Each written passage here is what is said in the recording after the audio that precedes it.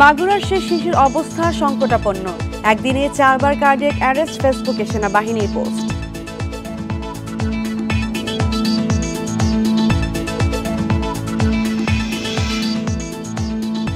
আজ ঢাকায় আসছেন জাতিসংঘ মহাসচিব, যাবেন রোহিঙ্গা ক্যাম্পে। ঐক্যমত্য কমিশনের সাথে বৈঠক শনিবার।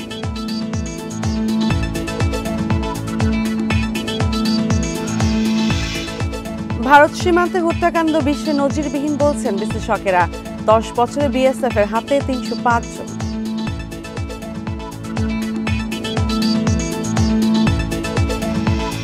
এই ঈদে জামা জুতো অ্যাক্সেসরিজের ডিসকাউন্ট। ধর্ষণ বিরোধী পদযাত্রায় পুলিশের উপর হামলার ঘটনায় 12 জনের নামে মামলা করেছে পুলিশ। অজ্ঞাতনামা আরও 70 থেকে 80 জনকে আসামি করা হয়েছে। পুলিশ সদর দপ্তর বলেছে, দায়িত্ব পালনকালে পুলিশের কাজে বাধা ও হামলার ঘটনায় তদন্ত চলছে। দোষীদের বিরুদ্ধে আইন অনুযায়ী নেওয়া হবে ব্যবস্থা।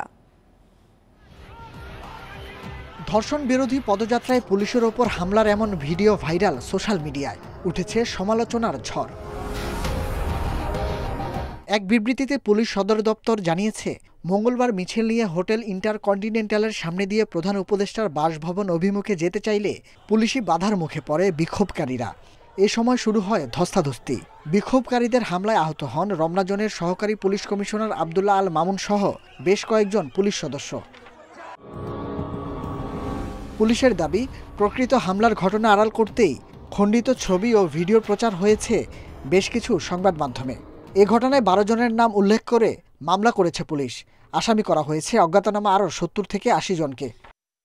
সরকারি কাজে বাধা দেওয়ার কোনো ধরনের সুযোগ নেই, এটি আইনগতভাবে অপরাধ। গতকালকে যে ঘটনাটি, অর্থাৎ পুলিশের উপর যেভাবে আক্রমণ করা হয়েছে তার প্রেক্ষিতে মামলা হয়েছে। এই ধরনের ঘটনার ক্ষেত্রে কোনো ধরনের ছাড় দেওয়া হবে না। পুলিশ তার আইনানুগ দায়িত্ব পালনে প্রতিশ্রুতিবদ্ধ। এদিকে পুলিশের ওপর হামলার ঘটনায় বুধবার ঢাকা বিশ্ববিদ্যালয় এলাকায় বিক্ষোভ করেছে বিভিন্ন সংগঠন। জড়িতদের গ্রেপ্তারের দাবি জানিয়েছেন তারা।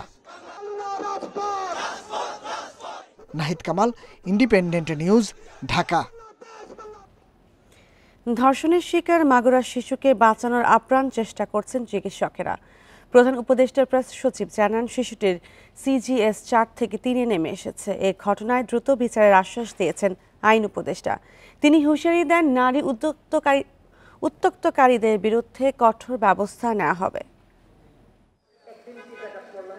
5 মার্চ মাগুরায় বোনের শ্বশুরবাড়িতে গিয়ে ধর্ষণের শিকার হন শিশু। 9 মার্চ তাকে ভর্তি করা হয় ঢাকার সম্মিলিত সামরিক হাসপাতালে। ICUতে লাইফ সাপোর্টে রাখা হয়েছে। ধর্ষণের প্রতিবাদে বিক্ষোভ হচ্ছে নানা পর্যায় থেকে। এ পরিস্থিতিতে নড়েচড়ে বসেছে সরকার। বুধবার সংবাদ সম্মেলনে প্রধান উপদেষ্টার প্রেস সচিব জানান, ধর্ষণের শিকার শিশুটির শারীরিক অবস্থার অবনতি হয়েছে। শিশুটির চোখের মনি নড়াচড়া কমে গেছে। তার কন্ডিশন আরো ডিটোরিয়েট করেছে। আজকে তার CGS মানে কমা level has come down to 3 from 4। এ নিয়ে আইন উপদেষ্টা জানান, ধর্ষণের বিচারে কেউ যাতে গাফিলতি না করে সে ব্যাপারে সরকার সজাগ। দ্রুত বিচারের আশ্বাস দেন তিনি। এটা বিচার কার্য কোনো রকম কাল বিলম্ব না করে দ্রুত এবং ন্যায় বিচার যেন করা হয়, সেই লক্ষ্যে আমাদের একটা বিশেষ নজরদারি থাকবে। তিনি আরও বলেন, কেউ নারীদের মোরাল পুলিশিংয়ের অধিকার রাখে না। উত্ত্যক্তকারীদের বিরুদ্ধে সরকারের জিরো টলারেন্স বলে জানান উপদেষ্টা। অর্জিত বিজয়ের পরবর্তী দেশে আজকে আমাদের মেয়েদেরকে যেভাবে আক্রমণ করা হচ্ছে বিভিন্ন গোষ্ঠীর থেকে, এবং যেভাবে ধর্মের অপব্যাখ্যা দিয়েও তাদের উপর আক্রমণ করা হচ্ছে, আমরা এটার বিরুদ্ধে জিরো টলারেন্স নীতি গ্রহণ করেছি। এর আগে আপনারা দেখেছেন আমাদের সরকারের পক্ষ থেকে বলা হয়েছে যে আমরা কোনোভাবেই কোনো অজুহাতে কোনো রকম মরাল পুলিশিং করার দায়িত্ব কোনো নাগরিককে দেওয়া হয়নি। বাংলাদেশের কোনো আইনে এই অধিকার কাউকে দেওয়া হয় নাই। এর আগে সচিবালয়ে ধর্ষণ বিরোধী মঞ্চের নেত্রীদের সঙ্গে বৈঠক করেন আইন উপদেষ্টা। এ সময় নারী নির্যাতন আইন সংশোধনের কথা জানান তিনি। জাহিদুল ইসলাম, ইন্ডিপেন্ডেন্ট নিউজ, ঢাকা।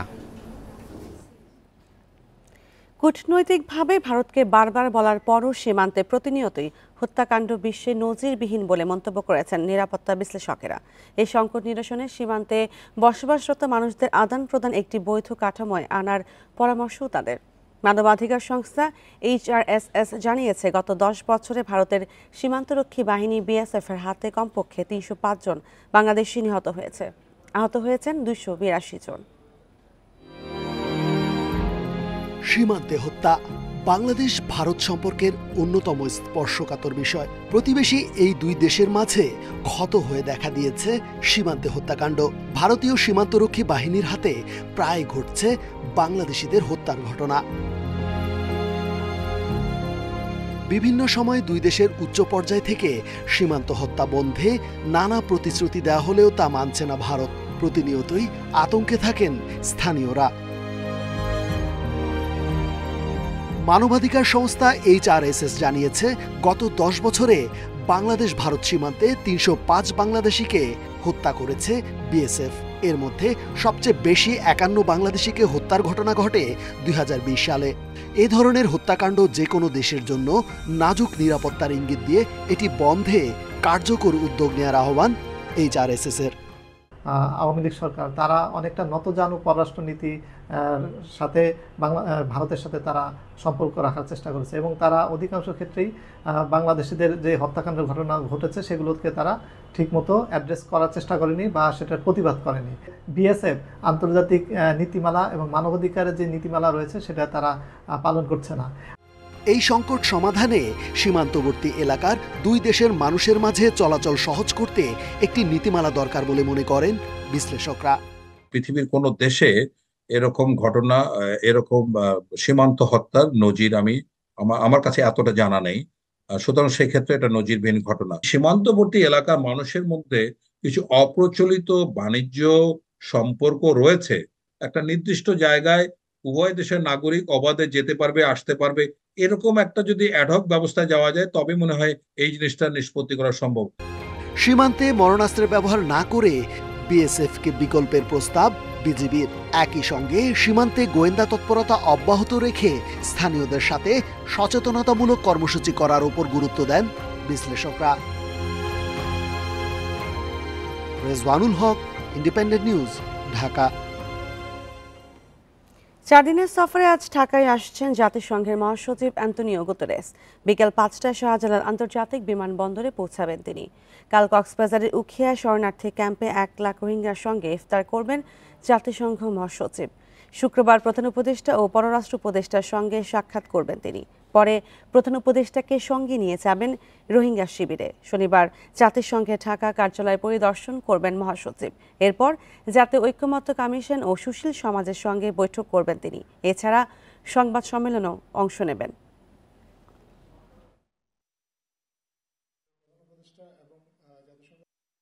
উপরে উনি আমাদের যে জাতীয় ঐক্যমত্য কমিশন আছেন তাদের সাথে মিটিং করবেন এবং আমাদের যে সিভিল সোসাইটি মেম্বার তাদের সাথে মিটিং করবেন এবং একটা সংবাদ সম্মেলনে বক্তব্য রাখবেন।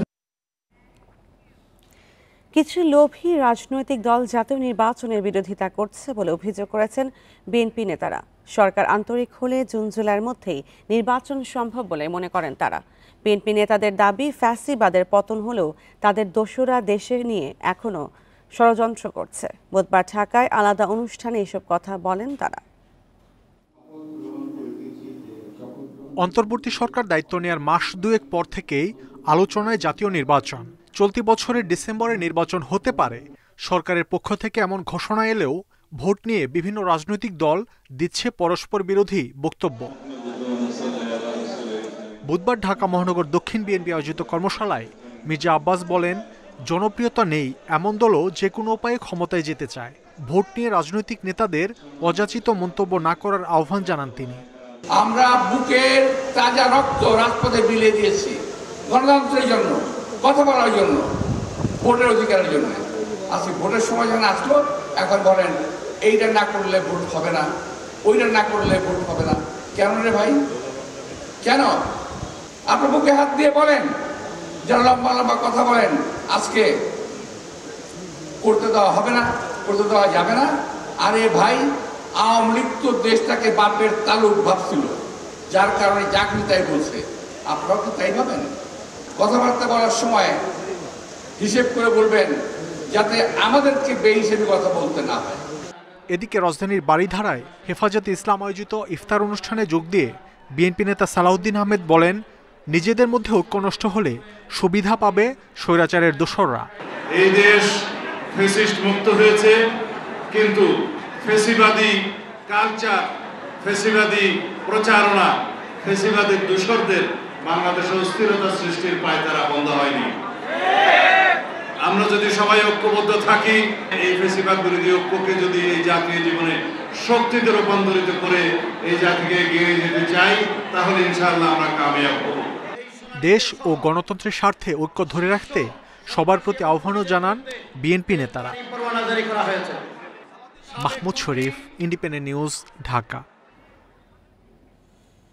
এমবিবিএস ও বিডিএস ডিগ্রিধারী ছাড়া কেউ নামের আগে ডাক্তার পদবি ব্যবহার করতে পারবেন না বলে রায় দিয়েছেন হাইকোর্ট। এখন থেকে কেউ এই আইন না মানলে তাদের বিরুদ্ধে আইনি ব্যবস্থা নেওয়ার আদেশ দিয়েছেন আদালত। ডিপ্লোমাধারীদের করা রিটে নিষ্পত্তি করে বুধবার এই রায় দেয় হাইকোর্টের দ্বৈত বেঞ্চ। রায় ঘোষণার পরই কর্মবিরতি প্রত্যাহার করেন ইন্টার্ন চিকিৎসকেরা। 2010 সালে প্রণীত বিএমডিসি আইনের 29 ধারায় বলা হয়েছে, এমবিবিএস ও বিডিএস ডিগ্রিধারী ছাড়া কেউ ডাক্তার পদবি ব্যবহার করতে পারবেন না। সেই আইনকে চ্যালেঞ্জ করে নামের আগে ডাক্তার লেখার আবেদন জানিয়ে দুটি রিট করেন ডিপ্লোমা ডিগ্রিধারীরা। এক যুগ পর ওই রিট ও রুল নিষ্পত্তি করে বুধবার রায় দেন বিচারপতি রাজিক আল জলিল ও বিচারপতি সাথিকা হোসেনের বেঞ্চ। রায়ে ওই আইনকে বৈধ ঘোষণা করা হয়। ডিপ্লোমাধারীদের জন্য নতুন কোনো সম্মানজনক পদবি ঠিক করতে সরকারকে 6 মাসের মধ্যে ব্যবস্থা নেওয়ারও নির্দেশ দেওয়া হয়েছে এই রায়ে। ডিএমএফ ডিগ্রি হোল্ডার যারা আছেন তারা নামের আগে ডাক্তার লিখতে পারবেন না। শুধুমাত্র এমবিবিএস এবং বিডিএস ডিগ্রিধারী যারা আছেন, বিএমডিসি আইন 2010-এর ধারা 29 অনুযায়ী যারা এমবিবিএস এবং ন্যূনতম এমবিবিএস অথবা বিডিএস ডিগ্রিধারী যারা আছেন তারা নামের আগে ডাক্তার পদবি ব্যবহার করতে পারবেন। রায়ের প্রতিক্রিয়ায় এমবিবিএস ও বিডিএস ডিগ্রিধারীরা বলছেন, এর ফলে যেখানে সেখানে ডাক্তার পদবি ব্যবহার বন্ধ হলো, বন্ধ হবে চিকিৎসা ক্ষেত্রে প্রতারণাও। বাচ্চাদের কোনো অধিকার নাই ডাক্তার লেখার, যারা মেল প্র্যাকটিস করতেছে, যাদের কারণে অ্যান্টিবায়োটিক রেজিস্ট্যান্ট বাংলাদেশে মারাত্মক আকারে ছড়িয়ে পড়ছে, স্টেরয়েডের মিসইউজ যারা করতেছে, এই লেভেলের প্রতারকদের বাংলাদেশের মাটিতে জায়গা হবে না। যারা ডাক্তার পদবি ব্যবহার করবে তাদের জন্য বিএমডিসি অ্যাক্ট 2010 অনুসারে সকল প্রকার শাস্তি কার্যকর হবে। তবে ডিপ্লোমা ডিগ্রিধারীদের দাবি, তারাও এখন 4 বছরের কোর্স সম্পন্ন করে নিবন্ধন নেন। রায়ের বিরুদ্ধে আপিল করবেন তারা। একটি মিথ্যাচার করা হচ্ছে যে কোর্সটি 3 মাসের 6 মাসের, কোর্সটি বর্তমানে 4 বছর 6 মাসের কোর্স এবং আমরা ডিএমএফ ডিগ্রিধারী, আমাদের সার্টিফিকেট দেওয়া হয় ডিএমএফ হিসাবে। বিএমডিসি আইন অনুযায়ী অন্য কেউ ডাক্তার পদবি ব্যবহার করলে 3 বছর কারাদণ্ড অথবা 1 লাখ টাকা অর্থদণ্ড কিংবা 2 দণ্ডে দণ্ডিত হবেন। Zahidul Bashar, independent news, Dhaka. SSC ও সমমানের পরীক্ষা শুরু হচ্ছে 10 এপ্রিল। অংশ নিচ্ছে 20 লাখের মতো শিক্ষার্থী। পরীক্ষাকে কেন্দ্র করে এবার বাড়তি নিরাপত্তা ব্যবস্থা নেওয়ার তাগিদ শিক্ষা গবেষকদের। কারণ একটি মহল যে কোনোভাবে পরীক্ষাকে বিতর্কিত করতে চেষ্টা চালাতে পারে বলে আশঙ্কা করছেন তারা। স্বাভাবিক শিক্ষাসূচিতে ফেব্রুয়ারি মাসে শুরু হয় এসএসসি পরীক্ষা, কিন্তু করোনার কারণে 2020 সাল থেকে নির্দিষ্ট সময়ে তা শুরু হচ্ছে না। এবছরের এসএসসি পরীক্ষা 10 এপ্রিল থেকে শুরু হয়ে চলবে 10 মে পর্যন্ত। এরই মধ্যে ফর্ম পূরণ শেষ।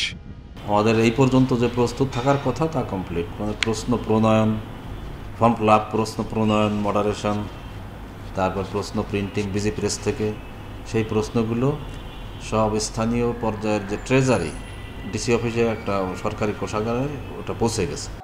অভিভাবকরা বলছেন পরীক্ষার্থীরা জুলাই গণঅভ্যুত্থানে অংশ নিয়েছিল। এরপর স্কুলের পরিবেশ স্বাভাবিক হতে কিছুটা সময় লাগে, তারপরও পুরো সিলেবাস শেষ হয়েছে। আশা করি সুন্দর এবং সুষ্ঠুভাবে পরীক্ষা সম্পন্ন হবে।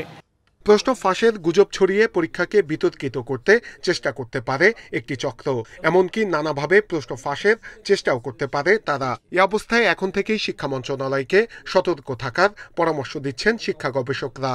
এই সরকারের জন্য কিন্তু এটা একটু চ্যালেঞ্জিং, কারণ অনেকে হয়তো চাইতে পারে যে সেই সরকারকে বিতর্কিত করার জন্য প্রশ্ন ফাঁসের একটা রিউমার ছড়ানো অথবা অন্যান্য কাজগুলো করা। তাই আমি মনে করি যে এই সরকারকে অন্যান্য সরকারের তুলনায় আরেকটু কঠোর হওয়া লাগবে। প্রশ্নপত্রের সর্বোচ্চ নিরাপত্তা নেওয়ার কথা জানিয়ে শিক্ষা বোর্ড বলছে, প্রশ্ন ফাঁসের গুজব ছড়ালে কঠোর আইনি ব্যবস্থা নেওয়া হবে। নূরে আলম, ইন্ডিপেন্ডেন্ট নিউজ, ঢাকা। শাপলা চত্বরে হেফাজত ইসলামের নেতা কর্মীদের হত্যাকাণ্ডে মানবতা বিরোধী অপরাধের মামলায় শেখ হাসিনা সহ 9 জনের বিরুদ্ধে গ্রেপ্তারি পরোয়ানা জারি করেছে আন্তর্জাতিক অপরাধ ট্রাইব্যুনাল। ওই ঘটনায় গণজাগরণ মঞ্চের নেতা কর্মীরাও জড়িত ছিলেন বলে প্রমাণ পাওয়ার দাবি করেছেন চিফ প্রসিকিউটর। বুধবার দুপুরে এই বিষয়ে ট্রাইব্যুনালে শুনানি হয়। ধর্ম অবমাননায় সর্বোচ্চ শাস্তিসহ নানা দাবিতে 2013 সালের 5 মে শাপলা চত্বরে জড়ো হয় হেফাজতে ইসলামের কর্মী সমর্থকরা। গভীর রাতে বিদ্যুৎ বিচ্ছিন্ন করে অভিযান চালিয়ে তাদের হটিয়ে দেয় পুলিশ, র্যাব, বিজিবি। এ সময় বহু নেতাকর্মী নিহতের দাবি করে শেখ হাসিনা সহ 50 জনের বিরুদ্ধে অভিযোগ দায়ের করে হেফাজতে ইসলাম।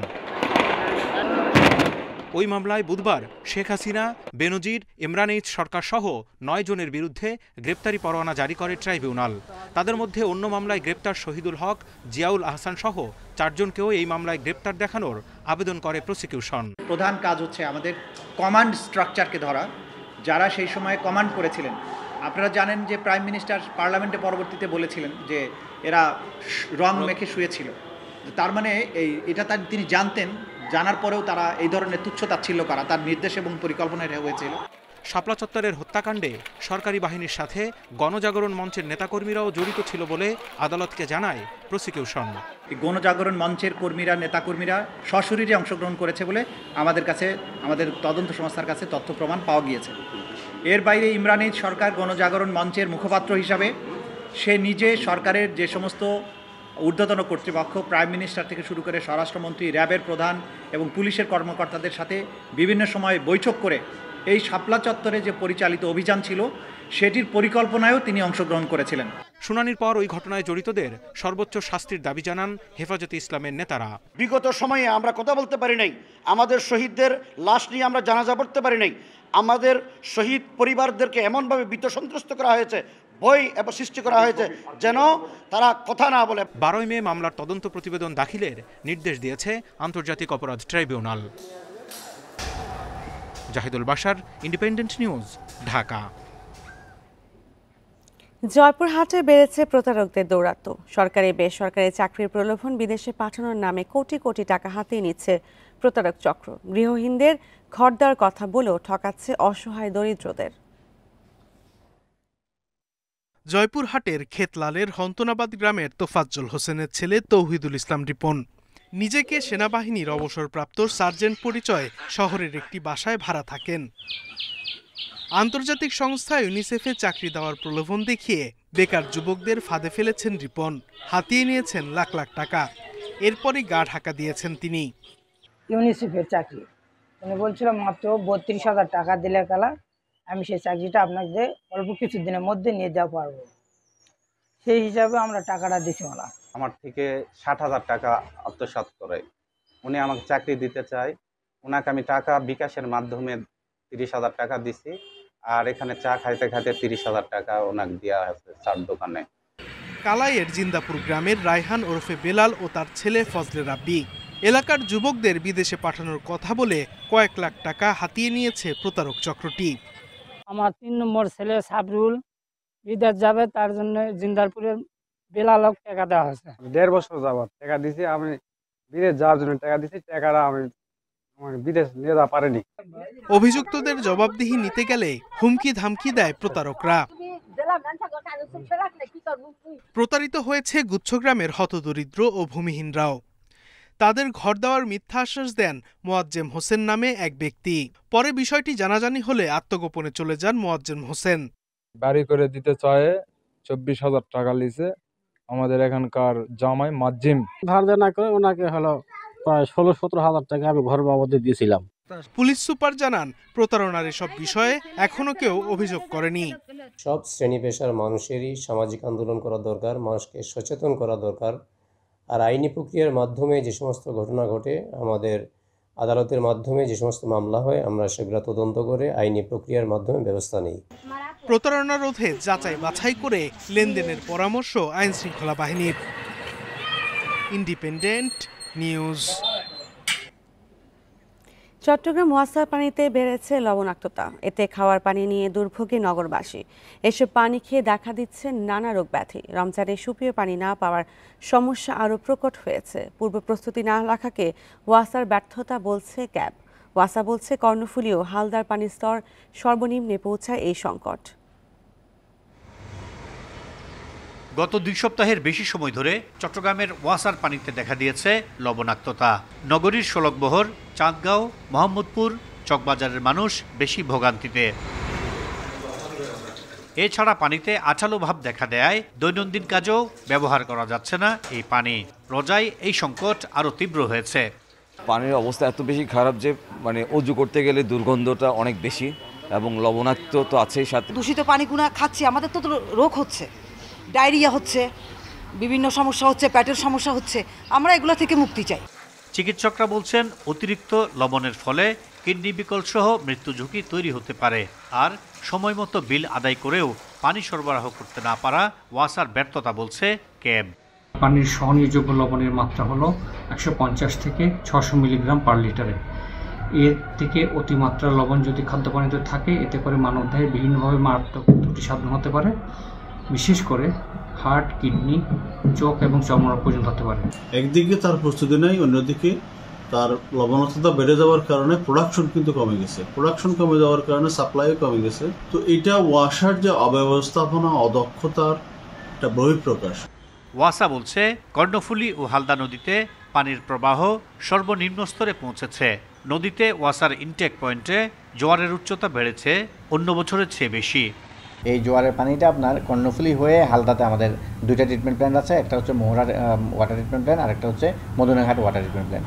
তো এই 2টা ট্রিটমেন্ট প্ল্যান্টের ভিতরে ঢুকে যায় লবণের পরিমাণ নদীর পানিতে আপনার প্রায় 2300 মিলিগ্রাম পার লিটার পর্যন্ত উঠে গেছে।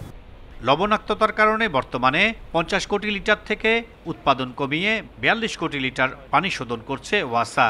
তবু মিলছে না সমাধান। Ahsan Riton, Independent News, Chattogram. জন্মগত কিডনি সমস্যা, অ্যাকিউট ফেইলিয়ার, নেফ্রাইটিস আক্রান্ত শিশুর সংখ্যা বাড়ছে উদ্বেগজনক হারে। বাংলাদেশ শিশু হাসপাতাল ও বিএসএমএমইউ এর তথ্য বলছে, বহির্বিভাগে সেবা নিতে এসে কমপক্ষে 18% শিশুর দীর্ঘমেয়াদী কিডনি রোগ ধরা পড়ছে। ডায়ালাইসিস ও কিডনি প্রতিস্থাপন ব্যয়বহুল হওয়ায় বেশিরভাগ রোগীর পক্ষে চিকিৎসা চালিয়ে যাওয়াও কষ্টকর। বাংলাদেশ শিশু হাসপাতালের পেডিয়াট্রিক নেফ্রোলজি বিভাগে ডায়ালাইসিস সেন্টার। জামালপুরের 13 বছরের নুসরাতের চিকিৎসা চলছে। স্বাভাবিকের চেয়ে ছোট কিডনি নিয়ে জন্ম হয় নুসরাতের। জটিলতা দেখা দেয় কিছুদিন আগে। পরীক্ষার পর জানা যায় বাঁচাতে হলে সারা জীবন ডায়ালাইসিস কিংবা কিডনি প্রতিস্থাপনই ভরসা। প্রথমে কোনো সিমটম পাইনি, শুধু ওই মুখে রুচি ছিল না আর হাত পা বেঁকা হয়ে আসতো। তো ওই শিশু হাসপাতালটাই আমাদের কাছে বা আরও অনেকে বলছে বেস্ট। তারপর ওনাদের পরামর্শ নেওয়ার পর আইসিইউতে ছিল 4-5 দিন, ওইখানে ডায়ালিসিস করে ক্রিয়েটিনটা কমানো হয়েছে। তারপরে ডাক্তার বললেন যে একদিন পর তার ক্রিয়েটিন ডায়ালিসিস করতে হবে।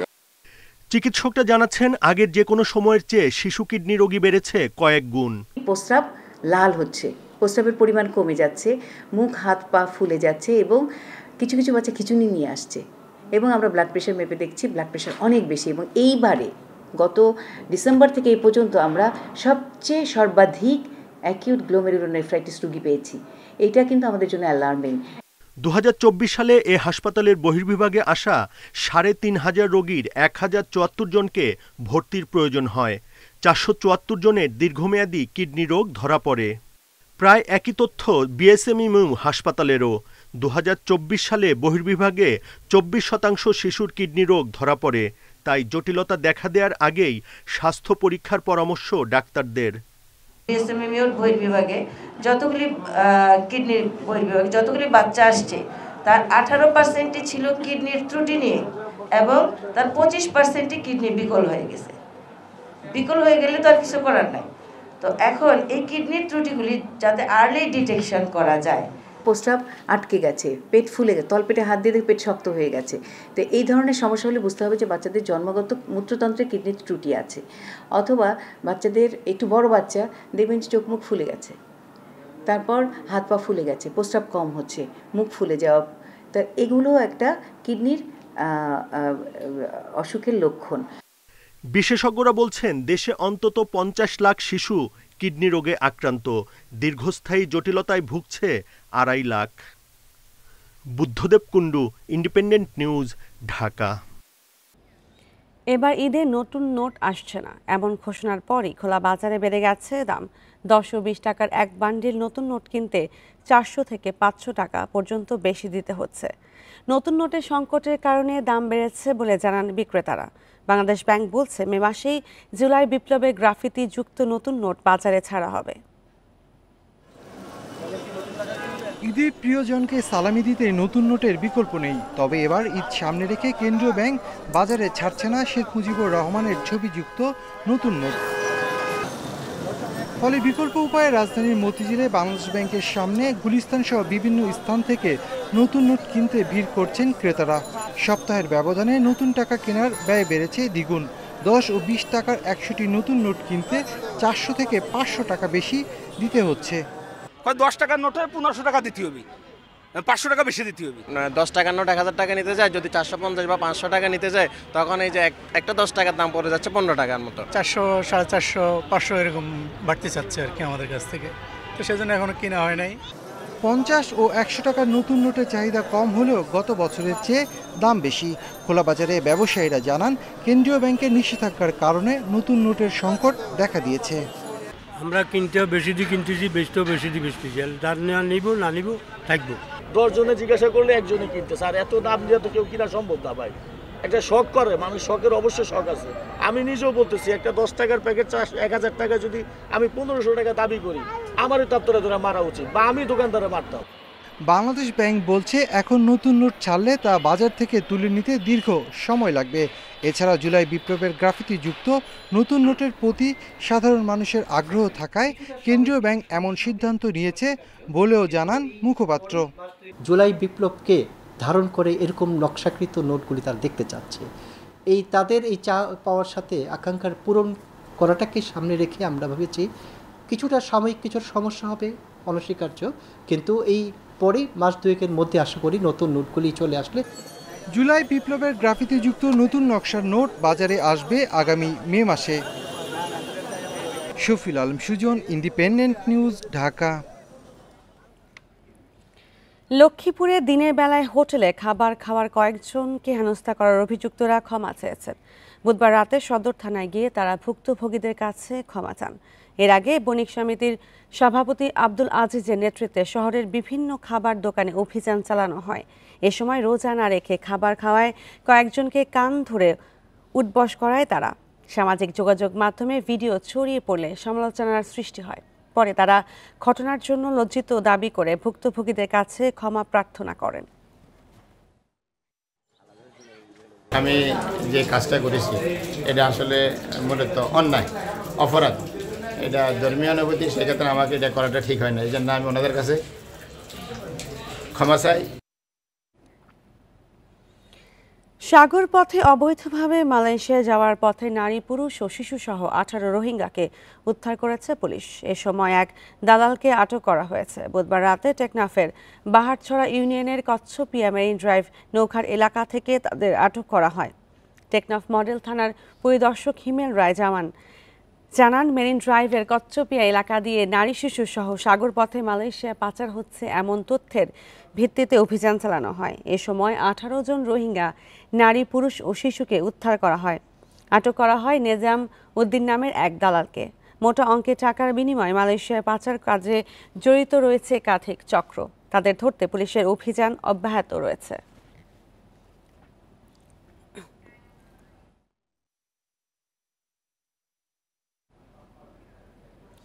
বগুড়া ও সিরাজগঞ্জে যমুনা নদীর তীর রক্ষায় প্রস্তাবিত 5টি প্রকল্প বাস্তবায়নে উদ্যোগ না থাকায় ভাঙনের ঝুঁকিতে সরকারি বেসরকারি বহু অবকাঠামো, স্থানীয় মানুষও ঘরবাড়ি বিলীন হওয়ার শঙ্কায়। এদিকে নদীর ডান তীরে ঝুঁকিপূর্ণ 21 কিলোমিটারের 3 কিলোমিটার অংশে যে বাঁধ আছে তা রক্ষায়ও নেই বড় পদক্ষেপ। পানি উন্নয়ন বোর্ড বলছে কিছু এলাকায় ইতিমধ্যে কাজ শুরু হয়েছে, তবে তা অস্থায়ী। যমুনা নদীর ভয়াল এ রূপ দেখা যায় বর্ষাকালে। তীব্র স্রোতের ধাক্কায় ভাঙে পাড়, বিলীন হয় স্থাপনা। এ সময় পানির গড় প্রবাহ থাকে প্রায় 40,000 কিউসেক। বগুড়া ও সিরাজগঞ্জে নদীর ডান তীরের 21 কিলোমিটার ঝুঁকিপূর্ণ হিসাবে বিবেচনা করা হয়। এসব এলাকা রক্ষায় স্থানীয়দের দীর্ঘদিনের দাবি থাকলেও বাঁধের কাজ হয়েছে 3 কিলোমিটারে। বাকি অংশে থানা ভবন, খাদ্য ভবন, শিক্ষা ও ধর্মীয় প্রতিষ্ঠান সহ নানা স্থাপনা ক্ষতিগ্রস্ত হওয়ার ঝুঁকিতে। বাদে যাওয়ার পরে এখন এখানেও থাকতে পারবো কি না পারবো এই হিসেব নেই। এখন এখান থেকে চলে এখন কোন জায়গায় যাব, নিজের বাড়ি ঘর নাই, জায়গা বসা নাই, এখন আশ্রয় বাদের উপরেই আছি। এবার যদি তীর সংরক্ষণ না করা হয় তাহলে আমাদের রাস্তাঘাট থাকবে না, জমিও থাকবে না, পাশাপাশি মসজিদ, মাদ্রাসা, তারপরে আপনার এলাকাবাসীর যেগুলো ঘর বাড়ি আছে এগুলোও থাকবে না। কয়েক বছর আগে 30 কোটি টাকা ব্যয়ে নির্মিত 2টি স্পারো ভাঙনের হুমকিতে আছে। এছাড়া বাঁধে আশ্রয় নেওয়া গৃহহীনরাও রয়েছেন আতঙ্কে। সব চলে গেছে, বাড়ি ঘর দেখতে দেখতে চলে গেল গা, দেখতে দেখতে চলে গেছে গা। এখন মনে করেন যে কোনো মতে আর এক বাদে উঠে আসি, এটা থাকা চলা যায় কি না যায় এই অবস্থায় আছি। নদীর ডান ও বাম তীর স্থায়ীভাবে রক্ষায় প্রায় 4 বছর আগে 5টি প্রকল্প প্রস্তাব করে পানি উন্নয়ন বোর্ড। তবে নানা জটিলতায় সেসব প্রকল্প অনুমোদনই পাচ্ছে না। পুরাতন বাঁধের কিছু অংশ ভাঙন কবলিত ছিল, সেটা আমরা মেরামত করে ফেলেছি এবং সেখানে নিয়মিত আমরা জিও টিউব ডাম্পিং করছি ভাঙনটা রোধ করার জন্য। তো ভাঙনটা আমরা রোধের সর্বাত্মক চেষ্টা করছি। পাশাপাশি এখানে যে প্রকল্পগুলো আছে এই প্রকল্পগুলো যদি অনুমোদন হয় তাহলে দেখা যাবে এখানে পার্মানেন্ট যে আপনার কাজটা করতে পারলে তখন নদী ভাঙনটা রোধ হবে। প্রায় 1300 কোটি টাকার প্রস্তাবিত প্রকল্পগুলো সময় মতো শুরু না হয় ব্যয় বেড়েছে প্রায় 800 কোটি টাকা। Hasibur Rahman, independent news, Bogura. রমজানে অফিস ছুটির পর বদলে যায় নগরীর সড়কের চিত্র। ইফতারের আগ মুহূর্তে বিভিন্ন গুরুত্বপূর্ণ সড়ক সহ গলিপথেও তৈরি হয় যানজট। অফিস ফেরত মানুষকে দীর্ঘ সময় আটকে থাকতে হয় বিভিন্ন যানবাহনে।